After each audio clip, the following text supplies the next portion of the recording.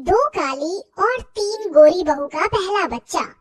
सुषमा अपने बेटों के सर पर सेहरा सजाते हुए भरी आंखों से उन्हें देखकर कहती है, मेरे दोनों बेटे कितने सुंदर लग रहे हैं। आज मेरा सालों का सपना सच होने जा रहा है। मेरे बेटों का घर बसने जो जा रहा है। अपने बेटों को दूल्हा बना देखकर सुषमा फूली नहीं समा रही थी, मगर यश और सागर इस शादी से जरा भी खुश नहीं थे। तभी अचानक से यश सेहरा उतार कर नम आँखों से कहता है, माँ मुझे माफ कर दीजिए, मगर मुझसे ये शादी नहीं होगी। मैं मेरी जिंदगी में अर्पिता की जगह और किसी को नहीं दे सकता। हाँ माँ, मैं भी मेघा के अलावा किसी के बारे में नहीं सोच सकता। दिमाग खराब हो गया है तुम दोनों का। बारात दरवाजे पर खड़ी है, मत भूलो आज तुम दोनों भाइयों की शादी है। कहाँ जा रहे हो तुम दोनों? हमें जाने दीजिए माँ। इतने में आलोकनाथ कमरे में आते हैं। अजी सुना आपने, समझाइए इन्हें कुछ, ये ऐसे कैसे जा सकते हैं? आज इनकी शादी है। इन्हें जाने दीजिए। सुषमा जी, एक माँ होकर भी आप इनका दर्द क्यों नहीं देख पा रही? अरे माँ बाप तो अपने बच्चे की खुशी के लिए क्या कुछ नहीं करते। इन्हें जाने दीजिए, जाओ बच्चों। पिता का आशीर्वाद लेकर यश और सागर शादी छोड़कर चले जाते हैं, जिसके बाद सुषमा अपने तीन बेटों निशु, संजय और अनुज की बारात लेकर जाती है और अमीर घर की पल्लवी, तारा और अंजलि को बहू बनाकर ले आती है। तभी यश और सागर भी अर्पिता और मेघा से शादी करके आते हैं। देखो माँ, हम तुम्हारी बहुएं लेकर आए हैं। बहू? सासू माँ, ये जेठ जी क्या बोल रही हैं? क्या ये जली उपली जैसी शक्ल वाली हमारी जेठानी है?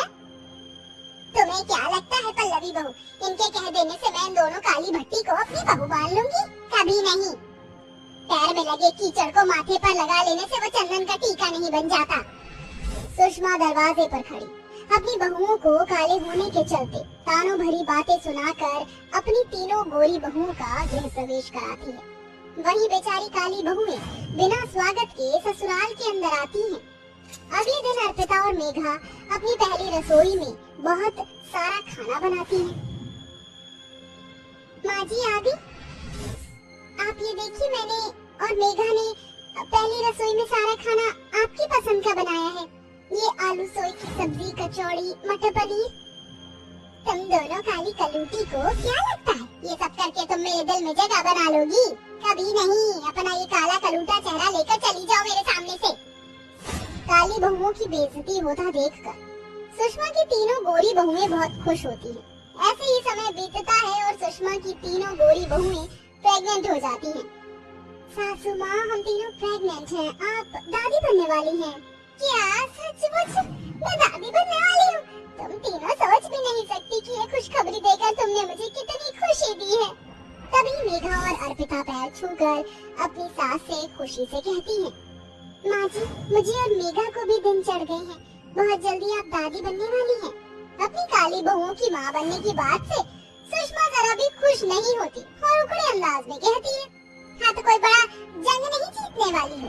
तुम काले बच्चे ही पैदा करके जनसंख्या बढ़ाओगी बस। मगर मेरी तीनों बहुओं का ये पहला बच्चा है और अब तुमको इनके खाने पीने का पूरा ख्याल रखना है। ये बोलकर सुषमा और उसकी तीनों गोरी बहुएं मुंह ऐंठ कर अपने कमरे में चली जाती हैं।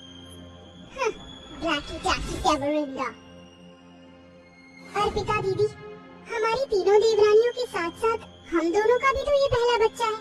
फिर माँ जी हमारे साथ ये फर्क क्यों कर रही हैं? क्योंकि हम गरीब घर से आई हैं और काली हैं। मेघा, तुम अपना दिल छोटा मत करो। देखना एक दिन माँ जी हम दोनों को अपना लेंगी।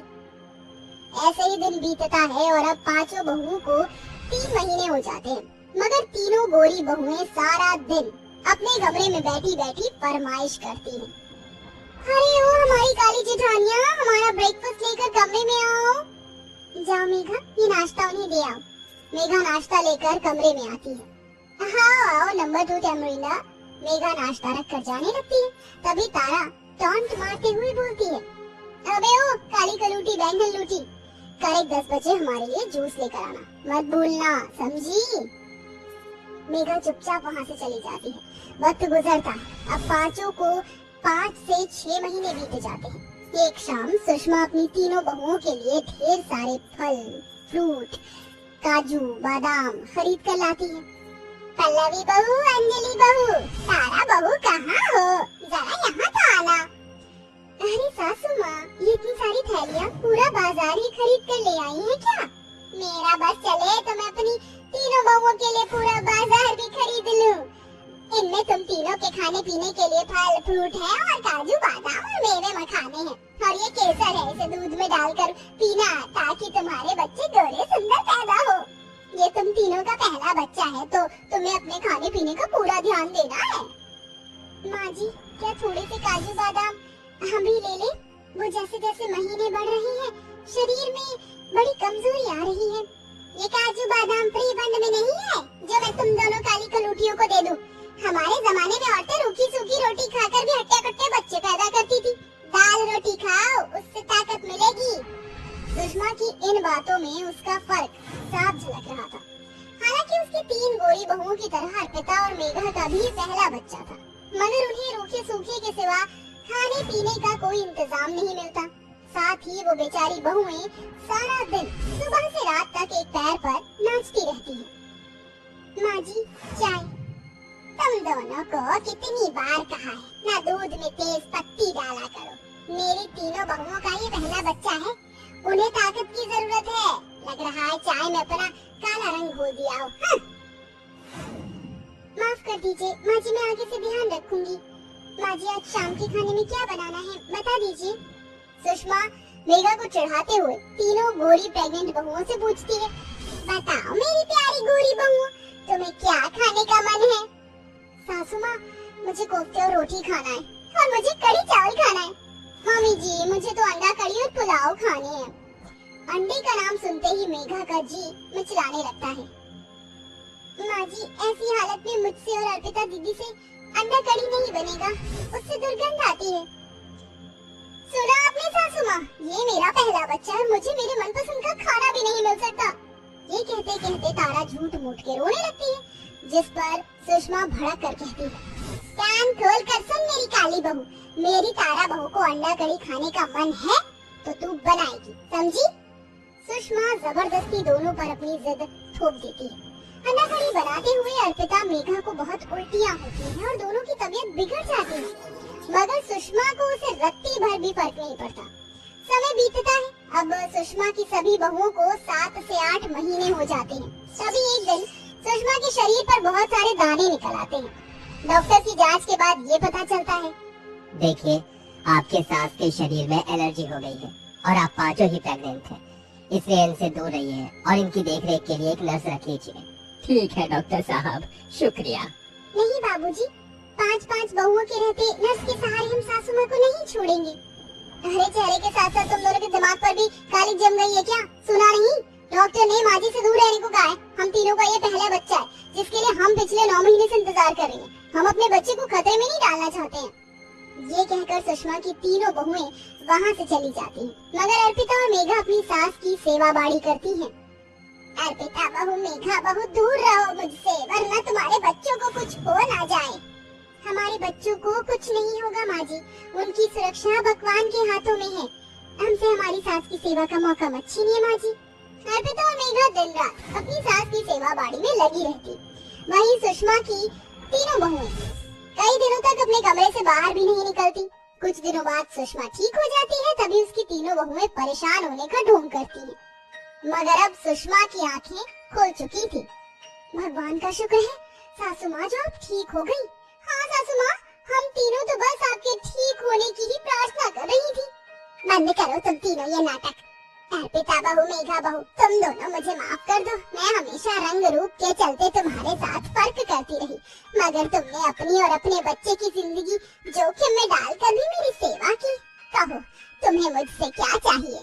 अर्पिता और मेघा भराई आंखों से सुषमा से कहती हैं, माँ जी, बस जब हमारा बच्चा इस दुनिया में आए तो आप अपना प्यार भरा हाथ उनके सर पर रखकर उन्हें अपने आशीर्वाद देना, हमें और कुछ नहीं चाहिए। अर्पिता की ये बात उसकी गोरी देवरानियों की आंखों को नम कर देती है और अब सुषमा बिना किसी फर्क के बड़े ही धूमधाम से अपनी पांचों बहुओं के आने वाले पहले बच्चे की गोद भराई करती है। तो फिर हार गया। अब तो तेरे पास दांव पर लगाने के लिए कुछ भी नहीं है। मेरा घर है ना, मैं उसे दांव पर लगाता हूँ। अभिनव अपने घर को दांव पर लगा देता है, लेकिन अभिनव की किस्मत इस बार भी उसका साथ नहीं देती और अभिनव अपना घर दांव में हार जाता है। अब मैं क्या करूं? मेरा परिवार तो बेघर हो जाएगा। हमारे पास इस घर के अलावा और कुछ नहीं है। अब हम लोग कहाँ जाएंगे? तू एक काम क्यों नहीं करता? अगर तू हमें घर नहीं दे सकता तो घर के बदले में 1 लाख रुपए दे दे। मैं इतने पैसे कहाँ से लाऊंगा? मेरे पास तो 1000 रुपए भी नहीं है। मुझे कुछ दिनों का समय दे दो। अभिनव के कहने पर बिरजू और मदन अभिनव को 2 महीने का समय दे देते हैं। अभिनव एक नंबर का जुआरी होता है। अभिनव की पत्नी अर्चना एक दर्जी होती है जो गांव के लोगों के कपड़े सिलकर अपने घर का खर्च चलाती है और अपनी 5 नंद का ख्याल रखती है। अर्चना रंग रूप से काली होती है, लेकिन काला रंग होने के बावजूद भी अर्चना दिल की बहुत साफ होती है। अर्चना, ये लो मेरी बेटी की शादी का कार्ड। तुम्हें और तुम्हारी 5 नंदों को मेरी बेटी की शादी में जरूर आना है। जी हम जरूर आएंगे। और ये लीजिए आपकी बेटी के कपड़े, मैंने ये सारे कपड़े सिल दिए हैं। विमला अर्चना की तारीफ करती है और उसे शादी का कार्ड और पैसे देकर चली जाती है। एक काम करती हूँ, इन पैसों से मैं शादी में जाने के लिए अपनी 5 नंदों के लिए कपड़े खरीद लेती हूँ। उनके पास शादी में जाने के लायक कोई कपड़े ही नहीं है। लेकिन ये 5 हैं कहाँ? सुबह से कहीं दिखाई नहीं दे रही है। लगता है ये 5 वही होंगे जहाँ मैं सोच रही हूँ। इतना कहकर अर्चना अपने घर के बाहर अपने आंगन में जाती है जहाँ उसकी 5 नंदे बैठी होती हैं। अर्चना की 5 नंदों को फूलों का बहुत शौक होता है, इसलिए उन्होंने अपने पूरे आंगन में हर जगह फूलों को उगा रखा था। अरे देखो, ये गुलाब का फूल कितना ज्यादा सुंदर लग रहा है। इन फूलों की खुशबू कितनी अच्छी है। ऐसा लग रहा है कि बस यहीं पर बैठी रहूं और इनकी खुशबू सूंघूं। इनकी जितनी अच्छी खुशबू तो और किसी चीज में आ ही नहीं सकती। दीप्ति, ज्योति, पूजा, मनीषा और निशा, तुम 5 को क्या पूरा दिन यहीं बैठना है? भाभी, आप जानती हो ना, ये फूल हमें कितने ज्यादा पसंद हैं। यहाँ से तो हमारा उठने का मन ही नहीं करता है। वो तो ठीक है, लेकिन अभी हम सबको बाजार जाना है। विमला काकी आई थी अपनी बेटी का शादी का कार्ड देने के लिए। अगले हफ्ते उनकी बेटी की शादी है, तो उसी के लिए मैं तुम सबके लिए कपड़े लेना चाहती हूँ। चलो अब जल्दी से तैयार हो जाओ, फिर हम सभी लोग बाजार चलते हैं। अर्चना की बात सुनकर अर्चना की 5 नंदे उठती हैं और जाकर तैयार हो जाती हैं। थोड़ी देर में भाभी और नंदे बाजार चली जाती हैं और कपड़े खरीदने लगती हैं कि तभी अर्चना की मुलाकात उसकी पड़ोसन कोमल से होती है। अरे अर्चना, तुम यहाँ, वो भी अपनी 5 नंदों के साथ? अरे वो विमला काकी की बेटी की शादी है, तो उसी के लिए ही कपड़े खरीदने के लिए आए हैं। अच्छा, मुझे लगा कि कहीं तुम्हारी नंदों की सगाई होगी, इसीलिए तुम कपड़े खरीद रही हो। वैसे अर्चना, तुम्हारी 5 नंदों की अब शादी की उम्र हो गई है, कब तक इन्हें घर पर बिठा कर रखोगी? कहीं अच्छा लड़का नहीं मिल रहा था क्या?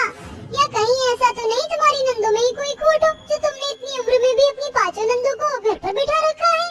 कोमल, ये कैसी बातें कर रही हो तुम? बोलो मत, ये मेरी नंद है और मैं अपनी नंदों के खिलाफ कुछ नहीं सुन सकती हूँ, समझी? मुझे मेरी नंदों के लिए अभी कोई अच्छा लड़का नहीं मिल रहा है। जब मिलेगा तो शादी का कार्ड सबसे पहले मैं तुम्हें ही देने आऊंगी, ठीक है? अर्चना की बात सुन कोमल का मुंह बन जाता है और वो वहाँ से चली जाती, जिसके बाद अर्चना भी अपने घर आ जाती है। अर्चना ये जानती थी कि कहीं न कहीं कोमल की बात सही है। अर्चना ये समझ चुकी थी कि उसका पति अभिनव तो अपनी बहनों की शादी करवाने से रहा, इसलिए अब अर्चना ही अपनी 5 नंदों के लिए रिश्ता देखना शुरू करती है और अगले दिन होते ही मंदिर जाकर पंडित जी से इस बारे में बात करती है। कुछ ही दिनों में पंडित जी बहुत अच्छा रिश्ता लेकर आते हैं। पंडित जी ने आपकी 5 नंदों की बहुत तारीफ की है और हमें भी आपकी 5 नंदे बहुत पसंद है, इसलिए हम अपने 5 बेटों का रिश्ता आपकी 5 नंदों के साथ करना चाहती हैं और हमें कोई दहेज भी नहीं चाहिए। नीलम की बात सुन अर्चना बहुत खुश होती है और अर्चना भी इस रिश्ते के लिए हाँ कर देती है, जिसके बाद अब कुछ दिनों में अर्चना की 5 नंद की शादी की तैयारी शुरू हो जाती है।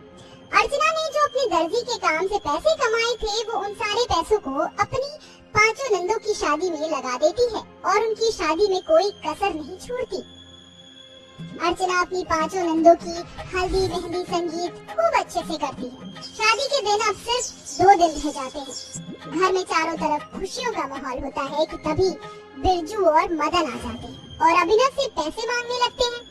क्योंकि तुम्हारे पति ने ये घर जुए में हार गए हैं, अब तुम्हारा समय पूरा हो चुका है, अब हमारे पैसे दे दो वरना ये घर खाली कर दो। ये क्या कह रहे हैं आप? मेरी नंदू की शादी होने वाली है 2 दिनों में। अगर हम लोगों ने ये घर खाली कर दिया तो हम लोग कहाँ जाएंगे? प्लीज हमें थोड़ा समय और दे दीजिए। जो समय देना था हमने दे दिया, अब हमें पैसे चाहिए वरना ये घर खाली कर दो। बिरजू और मदन की बात सुनकर अर्चना काफी डर जाती है और उसे कुछ समझ नहीं आ रहा होता कि तभी अर्चना अंदर जाती है और अपनी अलमारी से 1 लाख रुपए निकालकर बिरजू और मदन को दे देती है, जिसके बाद बिरजू और मदन वहाँ से चले जाते हैं और अर्चना अपने फूलों के आंगन में चली जाती है। वहाँ बैठकर वो रोने लगती है। भगवान, ये 1 लाख रुपए मैंने अपनी नंदू की शादी की जोड़ी के लिए रख रखे थे, लेकिन अब इनकी शादी के लहंगे कहाँ से लाऊंगी? शादी को सिर्फ 2 ही दिन रह गए, मैं इतने पैसों का इंतजाम कहाँ से करूंगी? हे भगवान, कुछ तो चमत्कार दिखा। कि तभी अर्चना देखती है कि एक तितली फूलों में फंस गई है और वो मदद मांग रही है। मदद करो, मैं यहाँ इन फूलों में फंस चुकी हूँ। तितली को बोलता देख अर्चना बहुत हैरान होती है, लेकिन वो उसकी मदद करती है। अर्चना जैसे ही उस तितली को उस फूल से आजाद करती है तो वो तितली एक सुंदर सी परी का रूप ले लेती है। मेरी जान बचाने के लिए धन्यवाद अर्चना। आज तुम न होती तो शायद मैं इन्हीं फूलों के बीच फंसकर मर जाती। मैं तुम्हारी सारी परेशानी जानती हूँ। तुम्हारी नंदो की 2 दिनों में शादी होने वाली है। उन्होंने और तुमने इन फूलों का बहुत ख्याल रखा है और इनको कभी एक बार भी मुरझाने नहीं दिया। इतना कहकर परी अपनी जादू की छड़ी से उन सारे फूलों पर एक जादू करती है। ये सभी मामूली फूल अब जादुई फूल बन गए हैं। ये फूल ना ही तो कभी मुरझाएंगे और ना ही कभी इनकी खुशबू खत्म होगी। इन फूलों से तुम अपनी 5 नंदों के लिए शादी का जोड़ा बना सकती हो। धन्यवाद आपका परी, अगर आप न होती तो न जाने क्या होता। अर्चना जल्दी से अपने आंगन के सारे फूलों को इकट्ठा करती है और ले जाकर उन सबसे अपनी 5 नंदों के लिए शादी का लहंगा बनाने लगती है। अर्चना फूलों के लहंगे को ले जाकर अपनी 5 नंदों को दे देती है। ये फूलों के लहंगे तो बहुत सुंदर हैं और इनमें से तो बहुत ही अच्छी खुशबू आ रही है। और ये फूलों की ज्वेलरी भी आपने हमारे लिए इतनी मेहनत करी। अगर आप न होती तो हमारा क्या होता भाभी? चलो अब जल्दी से इन फूलों के लहंगे और ये फूलों की ज्वेलरी पहनकर तैयार हो जाओ, बारात आती ही होगी। अर्चना की 5 नंदे फूलों के लहंगे और ज्वेलरी को पहनकर तैयार हो जाती हैं और नीचे शादी के मंडप में आ जाती हैं। 5 दुल्हनों को फूलों के लहंगे में देखकर सब लोग हैरान हो जाते हैं और सबको उनके लहंगे पसंद आते हैं। जिसके बाद अर्चना की 5 नंदों की शादी होती है और वो अपने ससुराल चली जाती हैं।